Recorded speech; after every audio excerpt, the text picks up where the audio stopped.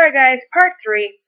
So it's up to the libel cases in the UK for the burden of proof to be upon um, the person who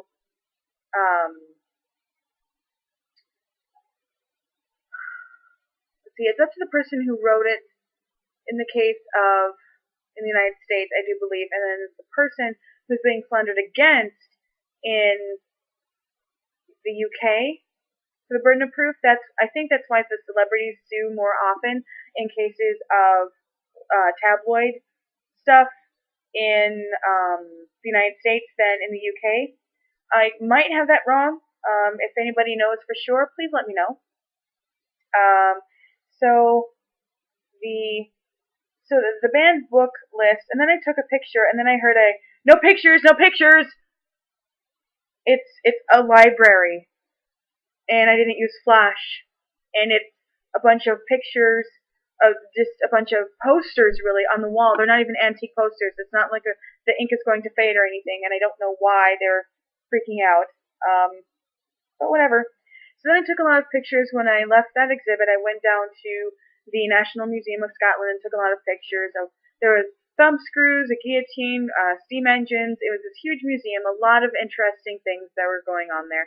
I think it was one of the largest, a special exhibit of a silver, like a chalice and things used in religious ceremonies in regards to Christianity.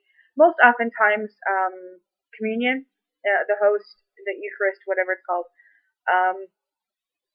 And then later on, I went to a pub. I really wanted hard cider. I love hard cider, and the best ones that I had was in Ireland and Scotland and the UK, that area. And I know that there's canned hard cider in Norway, but it just doesn't taste the same draft. And then they flavor it with pear and mixed berry and things like that, which is good, but it's very fizzy and carbonated. It seems more like a wine cooler than actual hard cider. Magners, the stuff that's served at the Blarney Stone and Bismarck, good stuff. That really is one of my favorites. So I walked into the Scotsman, which is close to the castle, close to the hostel, and accents aren't my thing, and the Scottish accent is it's very hard for me to understand.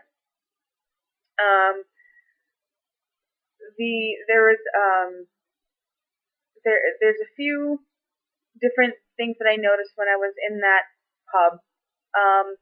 When I walked in, they're local. There's about 4 or 5 of them, and the barkeep looked at me and talked about me. The barkeep came over and talked and said, "What can I get you?" And I had no idea why they were talking about me in such a blatant manner, as if I was. It's not like I really stuck out. Not that I thought, and I didn't think I stuck out, but maybe I did. So I finished my hard cider after I had ordered it, because I cracked a joke like, I don't know what all that is going about, but I just want a hard cider. And then he mentioned that the bar has been open since about 1850. Around that time was when the Scotsman bar opened, and of course changed in different hands and different families, but he was the manager. He had managed it for a while. So then I got to talking with one of the man who had just got off work and was having a drink after work, and then I got to talk to Gordon, more of a biker guy, and he gave me a little discount card for food. And by that time, I had 2 ciders, and I realized I should really eat something. So I went back out on the street, went down the walking street a little bit more, and ordered a ham, chicken, and leek pie at a restaurant, and I thought it was good. And then I got a little discount card, of course. And when I went up to the bar to order order the food, there was a man that was there drinking a thing, and he turned in. He said, "Nice bag." It was a black and white small Coach over the shoulder bag. It wasn't a tote by any means, small purse. And I said, "Oh, thanks." And he said, "I was joking." So you don't think it's a nice bag? I was so confused at that moment. And then when I sat down and started playing with my iPod Touch, Then when he walked by out for a cigarette, he said, "Oh, I was just joking. I don't want you to think I'm rude." Too late. So I went back to on my way back to the Scotland bar because I thought, you know what, I just don't want to go back.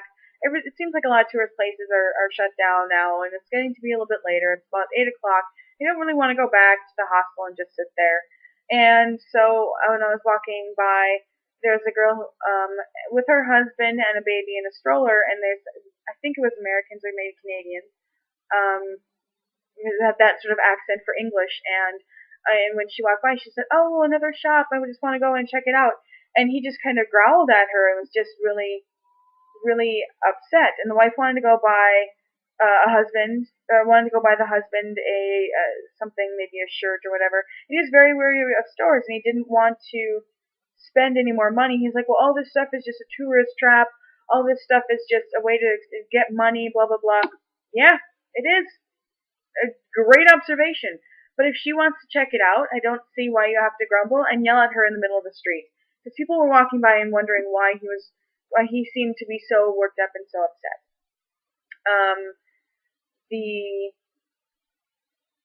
so that was really interesting. So I went back to the Scotsman bar, called Michelle and left a big ass voicemail, and at that moment, I was traveling by myself, and I really missed my friends. Especially after watching that Angry Husband.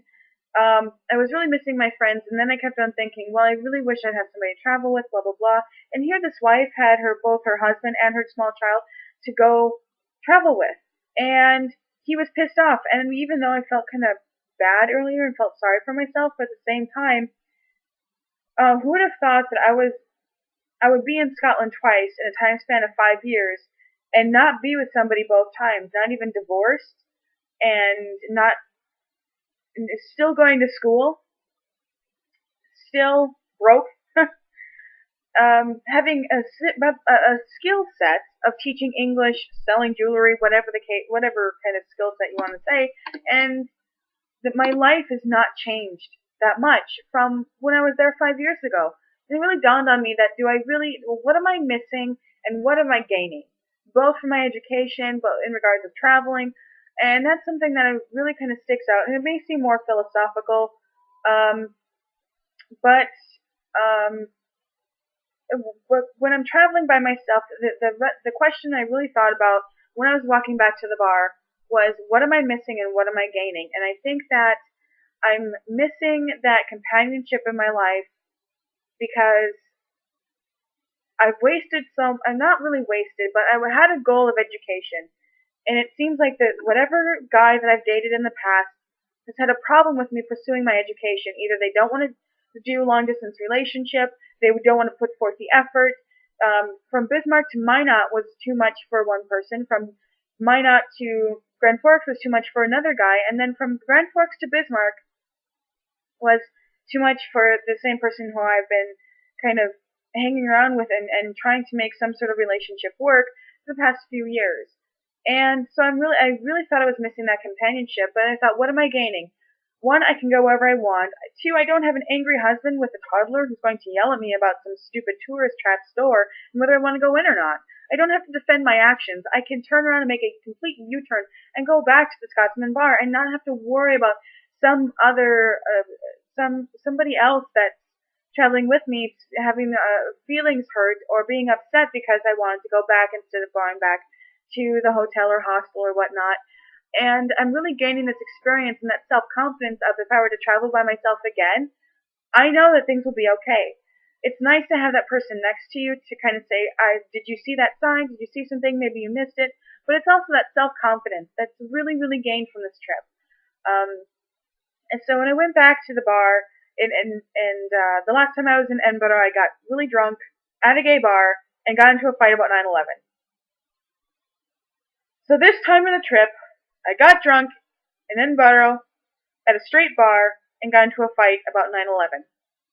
I don't understand why this happened. And the thing is, I didn't even bring it up. I was not the one to bring it up. I would like to state that for the record.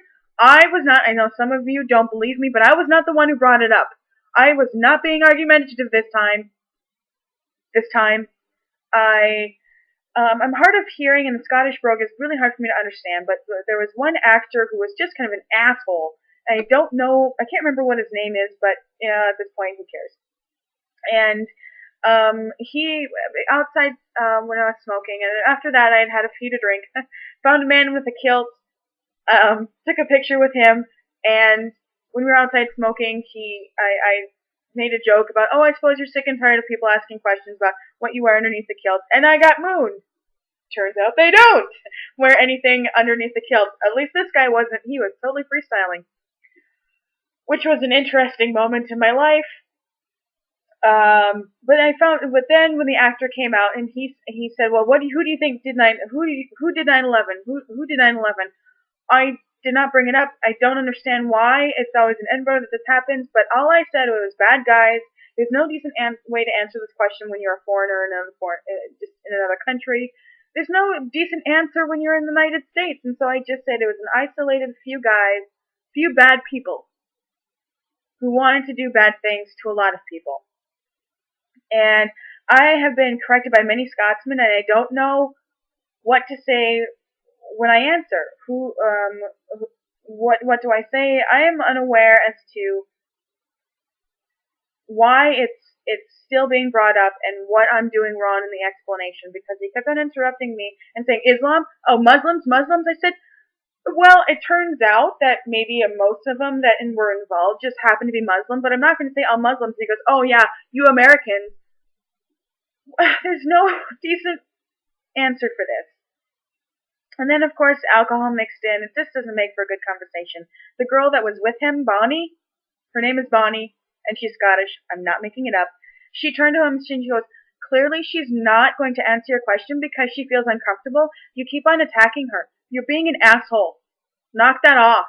And so she may not have been on my side, at least in the argument, but she didn't understand that I was getting uncomfortable because I don't understand.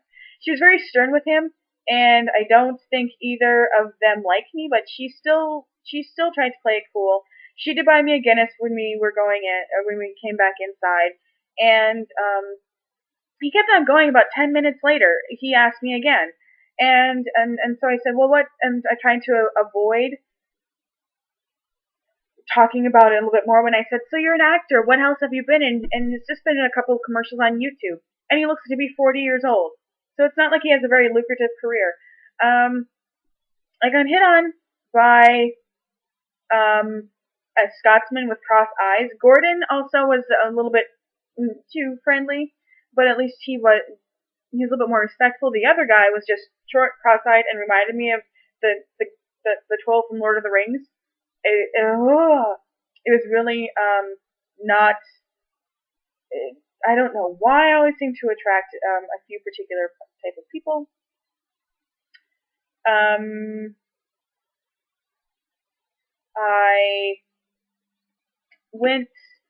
Finally I left and got the hell out of there. And I probably did it at the right moment. But this time I was so drunk.